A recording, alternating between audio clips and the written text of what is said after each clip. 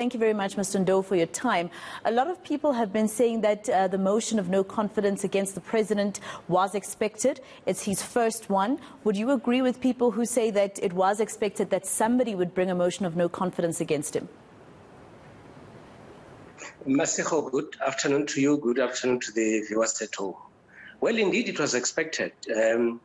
This motion has been hanging for some time, and what was actually left was for the motion to be debated in Parliament.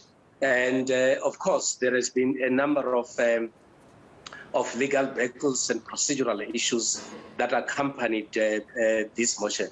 But finally, this motion has to be debated, even though the ATM does not appear to be ready for this motion to be debated, because there are issues that are relating to how they are actually supposed to vote.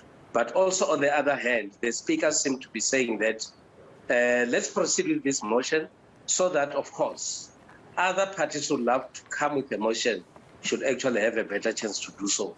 Because if it's not debated, you prevent other parties from exercising that right of coming with their own motion. All right. So now there's also word that the ATM might not even participate if the Speaker doesn't allow that this pauses until that court process is concluded. What do you make of that sort of threat? Is it a threat maybe by the ATM? It actually becomes an unnecessary waste of time. The motion came from the ATM, and if they do not come to lead that exercise, then it will be a waste of time. But it also depends as to whether other parties are actually ready to discuss this motion. Maybe the ATM might have checked with other political parties and they've just realized that they might not be ready to have a discussion on this motion.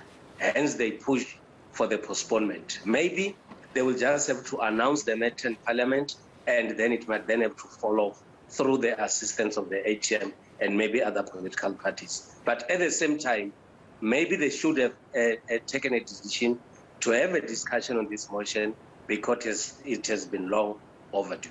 Now let's talk about the motion of no confidence brought forward by the DA in terms of the President's cabinet. Obviously, also a page taken from that panel of experts that released a report into the July unrest, blaming the entire cabinet, said the entire cabinet needed to take responsibility for what happened last year in July. But, you know, a lot of South Africans would say there are many ministers who are in this cabinet who shouldn't be there. There are two things for me about this motion. The first is that the Democratic Alliance might be making an attempt to divide the ANC, because most members of the cabinet, actually all, are coming from the ruling party. Now the DA is trying to isolate Ramaphosa from his cabinet.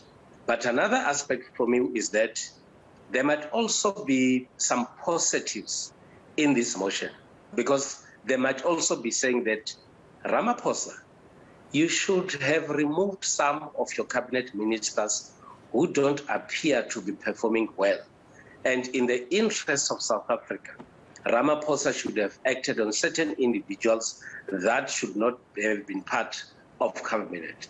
In the march that happened a few hours ago, there are placards where names of certain ministers are being mentioned. And those are the names of the people that are in the public space, wherein people are saying that they do not seem to be performing very well, very well.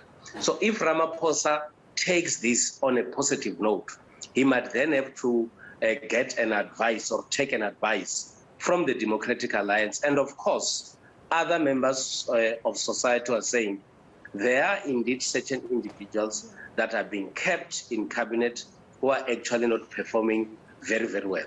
At the same time, it is not only the motion of no confidence on the cabinet, it is also an indirect motion of no confidence in the leadership of Ramaphosa himself, that why would he continue to be surrounded by people that are actually not performing to the best of their abilities or to the expectations of ordinary citizens. All right, thank you very much, Mr. Ndou, for your time here on All Angles. We do appreciate it. That was Levy Ndou, a political analyst.